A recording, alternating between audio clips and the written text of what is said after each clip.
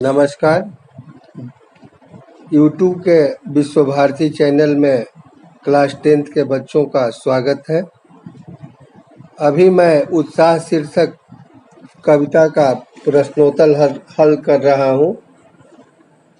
प्रश्न पहला है, कभी बादल से फुहार रिमझिम या बरसने के स्थान पर गरजने के लिए कहता है क्यों? उत्तर देखें। कभी बादल से फुहार रिमझिम या बरसने के स्थान पर गरजने को कहता है क्योंकि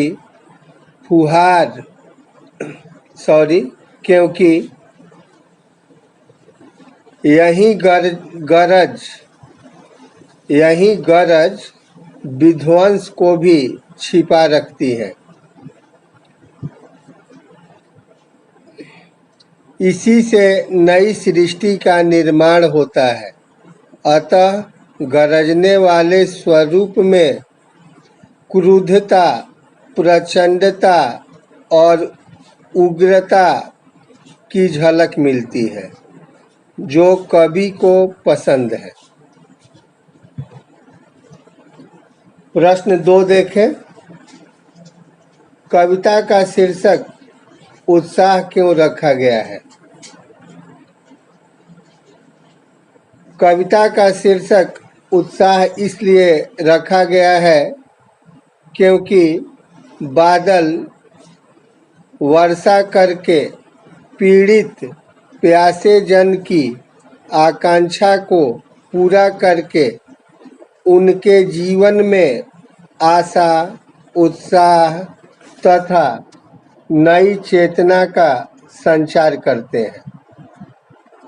बादलों के बरसने से संपूर्ण सृष्टि उत्साहित एवं आनंदित हो जाती है।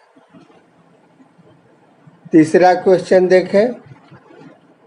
कविता में बादल किन किन अर्थों की ओर संकेत करता है? कविता में बादल निम्नलिखित 3 अर्थों की ओर संकेत करता है। पहला, जल बरसाने वाली शक्ति के रूप में। पहला है जल बरसाने वाली शक्ति के रूप में।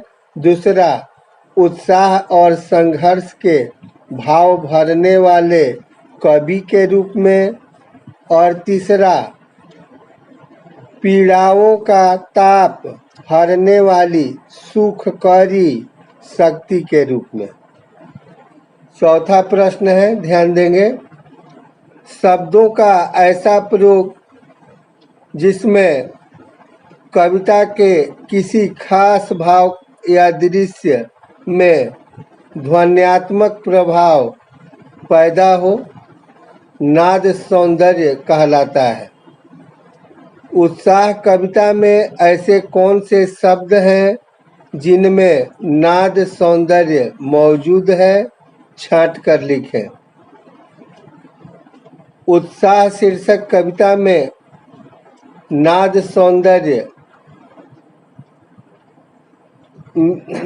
सौंदर्य निम्नलिखित पंक्तियों में मौजूद है, जो इस प्रकार है।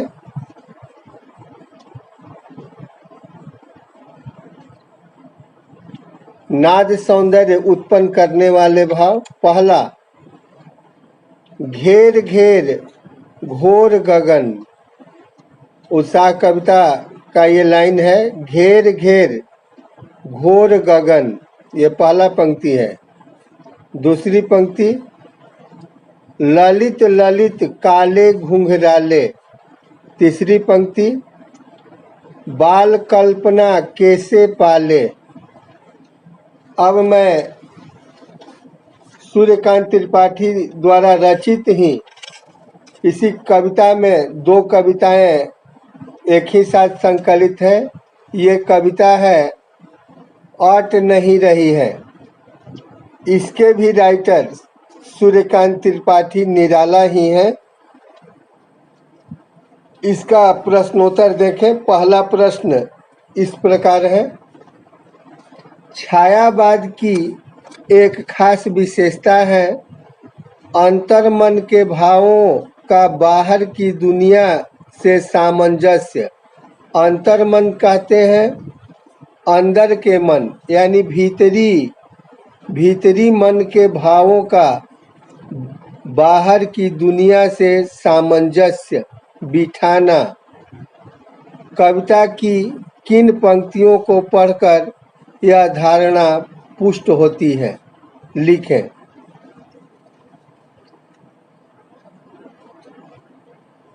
पहला प्रश्न का उत्तर इस प्रकार है, कविता की निम्न पंक्तियों को पढ़कर यह धारणा पुष्ट होती है। कहीं सांस लेते हो, अट नहीं रही कविता में ये पंक्तियां मिलेंगी, आप ध्यान देंगे।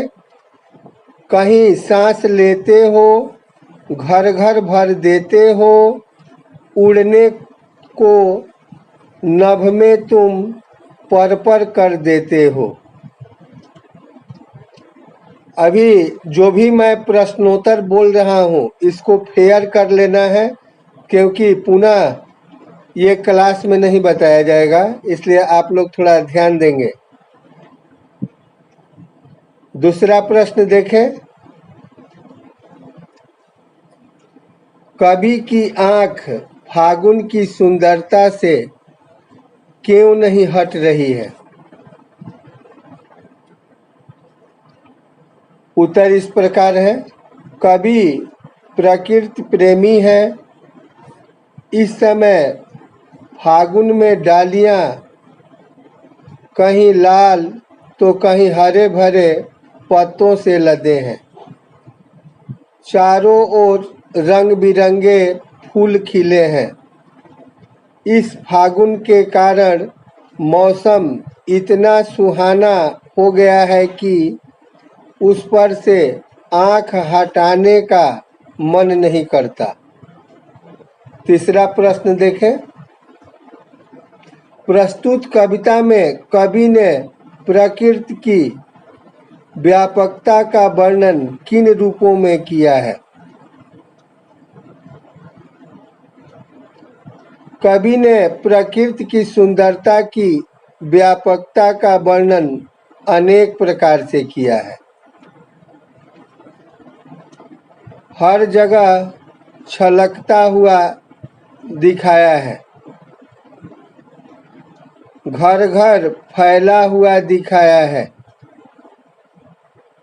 कहीं सांस लेते हो का आशय है कि कहीं मादक हवाएं चलती हैं।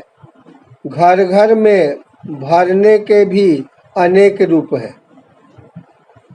जैसे शोभा का भरना, फूलों का भरना, खुशी के उमंग का भरना, उड़ने को पर करना का सांकेतिक प्रयोग इस प्रकार है। पक्षियों के उड़ान पर लागू होता है। ये सांकेतिक प्रयोग किन किन संदर्भ में लागू होता है, ध्यान देंगे। पक्षियों के उड़ान पर लागू होता है, मन के उमंग पर भी लागू होता है, तथा सौंदर्य से आँख न हटा पाना भी इसके विस्तार की झलक देता है। चौथा क्वेश्चन देखें, फागुन में ऐसा क्या होता है जो बाकी ऋतुओं से भिन्न होता है? फागुन में मौसम बहुत सुहावना हो जाता है। सुहावना का मतलब इस समय न अधिक सर्दी होती है न अधिक गर्मी। इस समय सभी दिशाएं सुगंधित रहती हैं। इस समय सभी प्राणी प्रसन्नचित्त रहते हैं। पांचवा प्रश्न का आंसर देखेंगे, इन कविताओं के आधार पर निराला के काव्य शिल्प की विशेषताएं लिखिए। निराला के काव्य शिल्प की विशेषताएं निम्नलिखित है।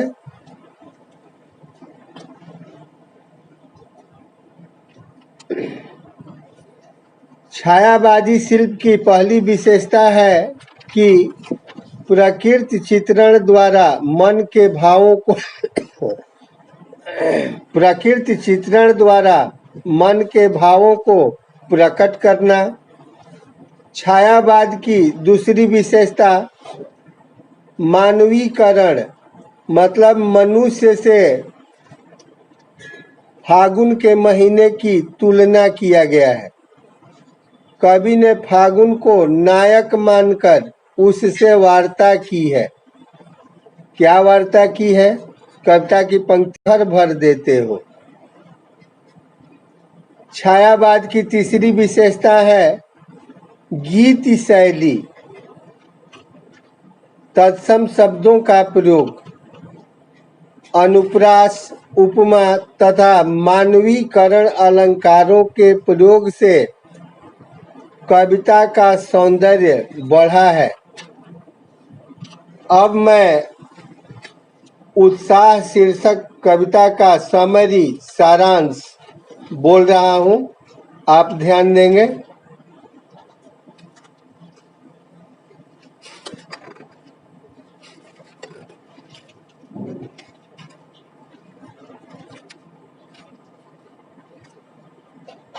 उत्साह छायावादी कवि सूर्यकांत त्रिपाठी की अद्वितीय रचना है। इस कविता में शोषित, पीड़ित और उपेक्षित जनता की पीड़ा और दर्द बहुत ही मार्मिक ढंग से उभरा है। इस कविता में कवि बादलों का आह्वान किया है। आह्वान मतलब होता है प्रार्थना पूर्वक किसी को बुलाना। फिर से देखें, इस कविता में कवि बादलों का आह्वान किया है। इस कविता में कवि बादल का मानवीकरण किया है। मानवीकरण मीन्स मनुष्य से तुलना, मनुष्य से बराबरी। इस कविता में कवि द्वारा बादलों को एक ओर लोगों की आकांक्षा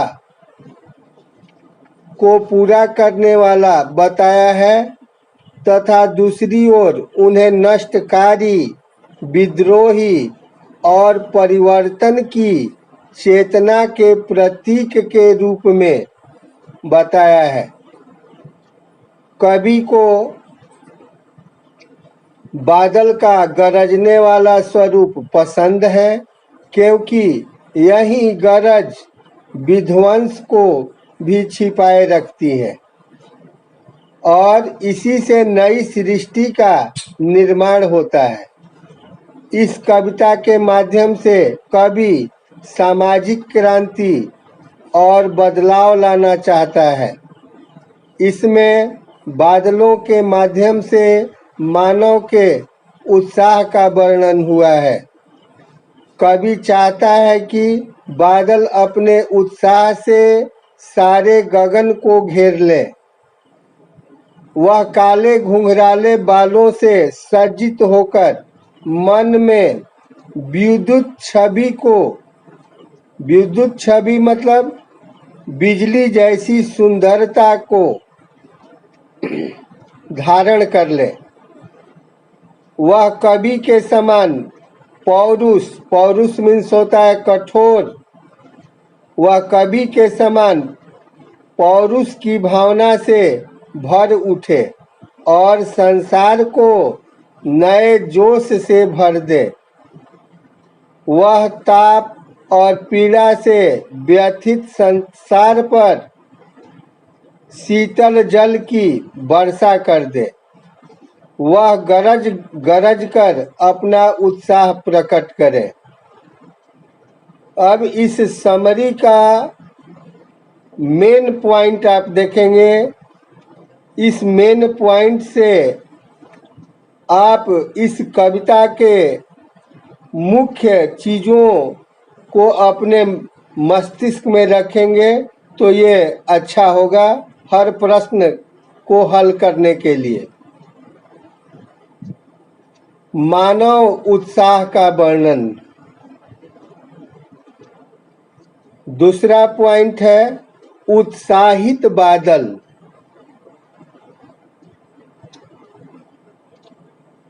तीसरा पॉइंट है कंट्राडिक्शन है। जैसा कवि में पौरुष की भावना व्याप्त है वैसे ही बादलों में विद्युत छवि पौरुष की भावना को धारण करे। विद्युत छवि क्या है? पौरुष की कठोरता की भावना है जिसको धारण करने के लिए कवि कहता है। फिर से इस पंक्ति को देखें। जैसा कवि में पौरुष की भावना व्याप्त है वैसे ही बादलों में विद्युत छवि पौरुष की भावना को धारण करे। चौथा पॉइंट है जैसे कवि अपनी कलम से लोगों में जोश भर देता है वैसे ही बादल अपनी वर्षा से संसार को नए जोश से भर दे। पांचवा पॉइंट लास्ट होगा। जैसे कवि अपनी कलम से लोगों की भावना को बदलकर शीतलता लाता है वैसे ही कवि संसार के लोगों का शोषण पीड़ा कष्ट को दूर कर वर्षा से शीतलता लेकर नवजीवन का संचार करता है। अब अट नहीं रही है कविता का सारांश देखें।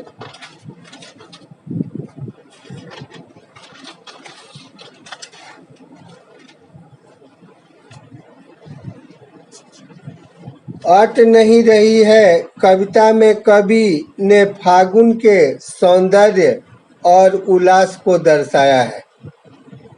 इसमें फागुन की मादकता का भी वर्णन किया गया है। इसमें फागुन का मानवीकरण किया गया है। इसमें फागुन के आने से धरती के परिवेश में उत्पन्न शोभा और उल्लास का वर्णन किया गया है। कवि का कहना है कि फागुन की चमक मोहकता ज्योति इतनी अधिक है कि वह धरती की परिवेश में नहीं समा पा रही है, नहीं घुस रही है, नहीं अट रही है। कहीं सुगंधित हवाएं, कहीं गगन में उड़ते हुए पक्षी, कहीं वृक्षों में लाल हरे पत्ते, कहीं रंग बिरंगे फूल, सभी शोभामान है। अर्थात फागुन की शोभा बाहर झलक रही है। इस कविता का मेन पॉइंट क्या होगा जिससे ये कविता आपके माइंड में रहेगा, इस पर ध्यान देंगे। फागुन के सौंदर्य एवं उल्लास। इसके दो भाग होंगे, मादकता, ज्योति, चमक। ज्योति और चमक सेम चीज है। जो बुक में आपको आभा इसके लिए शब्द आया है। फिर से देखें। फागुन के सौंदर्य एवं उल्लास मेन पॉइंट है। इस मेन पॉइंट को ये मेन पॉइंट दो भागों में बंटता है, मादकता में और ज्योति में। आगे इससे मेन पॉइंट निकलते हैं। फागुन का मानवीकरण, वह सांस लेता है तो अपनी सुगंध हर जगह भर देता है। मानवीकरण होगा तो मनुष्य जैसा मानो फागुन महीना भी सांस ले रहा हो। तीसरा पॉइंट है ये, फागुन का मानवीकरण, वह सांस लेता है तो अपनी सुगंध हर जगह भर देता है। इसी में है, इसकी सुंदरता को देखकर आंख हटाने पर भी नहीं हटती। चौथा पॉइंट है, आंखें बार बार सुंदरता को निहारने के लिए उत्सुक है। इसी में ये लाइन जुड़ा हुआ है, सुंदरता का व्यापक होना, धरती की परिवेश में न समा पाना। फिर से ये पंक्तियों को देखें। फागुन मेन पॉइंट है, जो दिमाग में रहेंगे तो कविता पूरी दिमाग में रहेगी, मस्तिष्क में रहेगी। पहला पॉइंट है फागुन के सौंदर्य एवं उल्लास। दूसरा पॉइंट है मादकता, ज्योति, चमक। तीसरा पॉइंट है फागुन का मानवीकरण, वह सांस लेता है तो अपनी सुगंध हर जगह भर देता है। इसकी सुंदरता को देखकर आंख हटाने पर भी नहीं हटती। अगला पॉइंट है, आंखें बार बार सुंदरता को निहारने के लिए उत्सुक। इसी में ये लाइन जुड़ा हुआ है, सुंदरता का व्यापक होना, धरती की परिवेश में न समा पाना। धन्यवाद।